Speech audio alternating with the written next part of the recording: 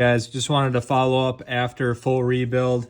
Obviously, you want to minimize any axial play by shimming, but not to the point where you hear any gear binding or chatter, ratcheting, and obviously, as you're screwing down your caps, ensuring that the sun gear to planetary set mesh is proper. You'll get a nice smooth operation. I think I have about 60K silicone fluid in here with the limited slip delete on the sun gear side and the shims. But with any bulkhead, including the composite setup, BLX, EXB, you're gonna have variances, stack up tolerances in your components. So every assembly is gonna be slightly different, and that's your responsibility.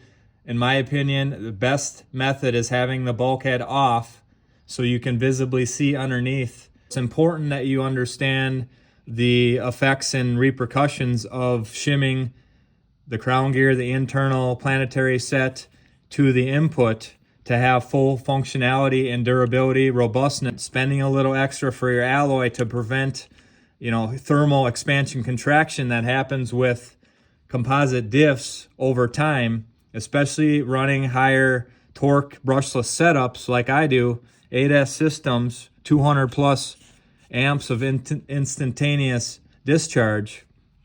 It's extremely critical that this is all set up properly. Some of these bulkheads are getting 150 degrees as you're bashing on 6S, and that'll actually expand and contract and loosen up this steel insert, and then that'll allow more play within your diff. I prefer a silicone lubricant just because it gives plastics a nice spit shine and helps remove some of the debris, some of the dust and dirt that can pile up in these nooks and crannies over time. So don't forget that step. Not sponsored by Kyle RC, but phenomenal brush set. They're pretty durable.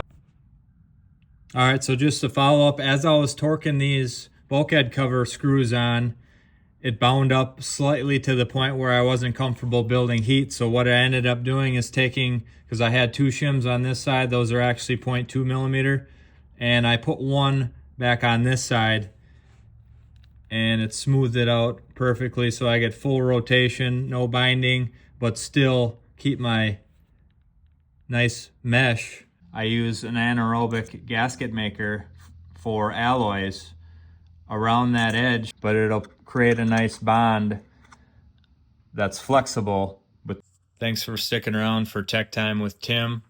My goal here is just to prevent some difficulty for somebody new